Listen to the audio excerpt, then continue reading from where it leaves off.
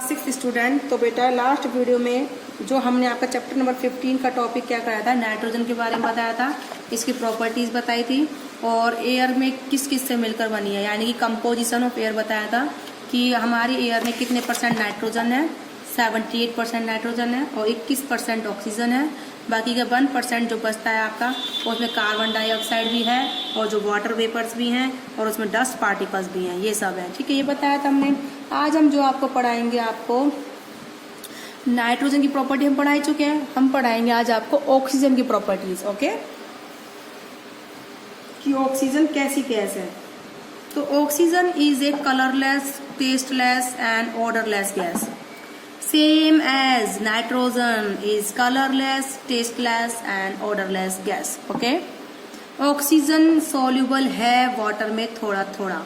It is slightly soluble in water like the nitrogen is also slightly soluble in water. Oxygen gas is essential for breathing और respiration, जबकि nitrogen हमारे लिए जरूरी नहीं थी, ना ही ब्रीथिंग के लिए और ना ही रेस्पिरेशन के लिए, जबकि ऑक्सीजन हमें जरूरत पड़ती है ब्रीथिंग और रेस्पिरेशन दोनों के लिए।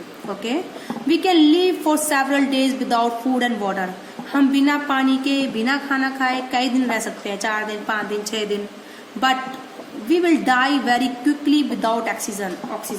बिना ऑक्सीजन के हम बहुत जल्दी मरते हैं। हम एक दिन तो हमारे लिए बहुत बड़ी बात है, हम इवन 15 मिनट भी नहीं रह सकते। Okay, so the oxygen present in air is important for the living things. इसलिए जो हमारे एटमॉस्फेयर में ऑक्सीजन प्रेजेंट है वो हमारे लिविंग थिंग्स के लिए बहुत ज्यादा इंपॉर्टेंट है। All the living things need oxygen of air for breathing. Breath के लिए, सांस लेने के लिए सभी जो हमारे लिविंग थिंग्स है, चाहे एनिमल्स हैं चाहे ह्यूमंस हैं, सबको जीवित रहने के लिए किसकी जरूरत पड़ती है बेटा? ऑक्सीजन की जरूरत पड़ती है। चले बेटा आगे। अब उसके बाद है आपका oxygen do not burn itself, does not burn itself. Oxygen खुद से नहीं जलती, but it allow other things to burn in it. अगर आपके यहाँ पर ऑक्सीजन नहीं है तो कोई भी चीज नहीं जल पाएगी, और किसी भी चीज को जलने के लिए ऑक्सीजन की चाहिए होती है हमें जरूरत। इसका आप एक्सपेरिमेंट कर सकते हो। आप क्या करना है, जली हुई मोमबत्ती लेना और उसके ऊपर कांच की गिलास रख देना। ठीक है, तो आप देखो कुछ देर तक तो मोमबत्ती जलेगी, लेकिन थोड़ी देर बाद वो बुझ जाएगी, क्योंकि जो इतनी ऑक्सीजन गिलास में प्रेजेंट थी वो उसको यूज लेगी, तब तक तो वो जलेगी, लेकिन जैसे ही ऑक्सीजन खत्म हो जाएगी गिलास की तो मोमबत्ती जलना भी बंद हो जाएगी। ठीक है, तो oxygen is also necessary for the process of burning या फिर कंबक्शन ऑफ फ्यूल्स। उसके बाद आता है जितनी भी एलपीजी, कैरोसिन, वुड, कॉयल जो भी जलती है, सबके लिए हमें क्या जरूरत पड़ती है? ऑक्सीजन की। Third, oxygen support life and combustion. जो ऑक्सीजन हमारी लाइफ को सपोर्ट करती है और कंबक्शन फिनोमेना को भी सपोर्ट करती है। Okay, now oxygen is necessary for living things. मतलब ऑक्सीजन किस किस के लिए जरूरत है? हमारे लिविंग थिंग्स के लिए जरूरत है, क्योंकि जितने भी हमारे लिविंग ऑब्जेक्ट है, मैन होए चाहे एनिमल्स होए चाहे प्लांट होए, तीनों ही लिविंग थिंग्स है, तीनों को ही ऑक्सीजन की जरूरत पड़ती है। ठीक है, अब है when a person breath in air it is the actually oxygen present in the air. जब भी कोई इंसान सांस लेता है हवा में तो वो उसको लेता है जो कि हवा में पहले से ही प्रेजेंट है और उसको यूटिलाइज करता है in the process of respiration. Okay, तो whether we say that air is necessary for breathing, या तो हम ये बोल दें कि एयर हमारे लिए जरूरत है सांस लेने के लिए, या हम ये बोल दें हमारे लिए ऑक्सीजन जरूरत है सांस लेने के लिए। दोनों ही एक ही बात है, क्योंकि एयर में क्या प्रेजेंट है? ऑक्सीजन। मेन तो अगर हम बोले ऑक्सीजन हमें चाहिए सांस के लिए, और लेकिन वो ऑक्सीजन कहाँ प्रेजेंट है? एयर में प्रेजेंट है। तो दोनों को एक ही बात है, कुछ भी कह लो कि ऑक्सीजन हमें चाहिए सांस के लिए या फिर हमें एयर चाहिए सांस के लिए। ओके, तो all the living things, animals and plant use the oxygen for the respiration. तो जितने भी लिविंग थिंग्स है, प्लांट्स और एनिमल्स किसका यूज करते हैं? रेस्पिरेशन के लिए ऑक्सीजन का करते हैं।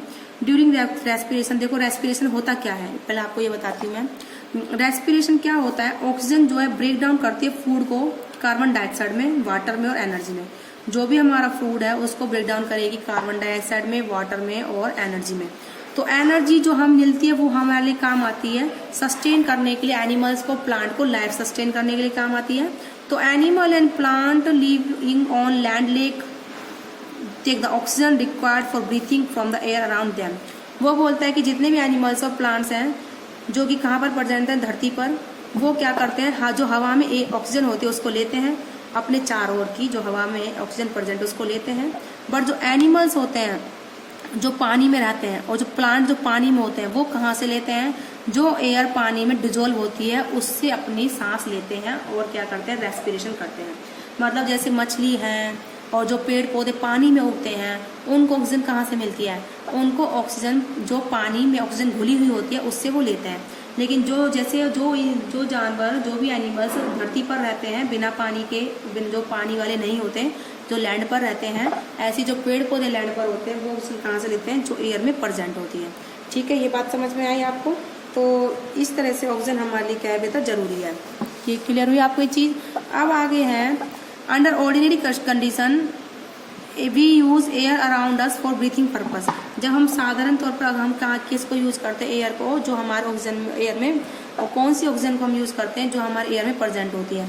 लेकिन the patient suffering from disease like asthma have some time difficulty in breathing properly in air because only 1/5 of part of air is oxygen. वो यूँ बोलता है, लेकिन जो अस्थमा के पेशेंट हैं उनको जो एयर में ऑक्सीजन प्रेजेंट होती है उससे सांस लेने में तकलीफ होती है, क्योंकि जो हमारे ऑक्सीजन जो प्रेजेंट है एयर में वो ओनली कितना पार्ट है, पूरे एटमॉस्फेयर का 1/5 पार्ट है सिर्फ ऑक्सीजन का। तो इसलिए क्या करते हैं, similarly patient during surgical operation, जब भी कोई सर्जरी वगैरह होती है उसको भी सांस लेने में डिफिकल्टी होती है अपने चारों ओर। तो इस कंडीशन में क्या करते हैं, oxygen gas is given to the patient in hospital who have difficulty in breathing properly. ऐसे कैंडिडेट को ऑक्सीजन कहाँ से देते हैं बेटा, हॉस्पिटल से देते हैं जिनके पास सांस लेने में क्या होती है, जिनको प्रॉब्लम होती है। ठीक है, तो all the hospital have cylinder filled with oxygen for such patient shows a patient being given oxygen gas from cylinder in a hospital। देखो ये पेशेंट है, इसको पर इस सिलेंडर है यहाँ पर साइड में, तो इस साइड में सिलेंडर जो रखा हुआ है इस पेशेंट के, इसमें ऑक्सीजन भरी हुई है, ये इस नली के थ्रू इसको ऑक्सीजन मिल रही है। ठीक है, ऐसे ही हम जो इंसान है वो पानी की ऑक्सीजन को यूज नहीं कर सकते, जो ऑक्सीजन पानी में घुली होती है।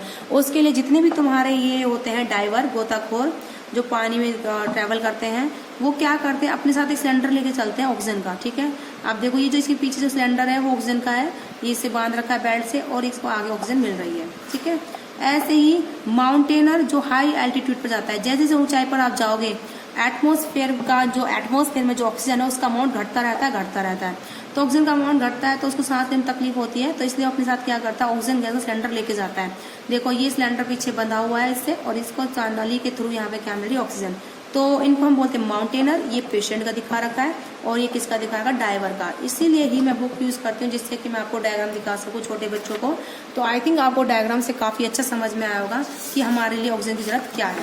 ठीक है, देखो बोल रखा है, जैसे ही पर्सन जो क्लाइंब करता है माउंटेन्स में, उनको माउंटेनर्स बोलते हैं। जो भी लोग पर्वत पर चढ़ते हैं उनको क्या बोलते हैं, माउंटेनर्स। तो माउंटेनर्स अपने साथ ऑक्सीजन का सिलेंडर लेके जाते हैं।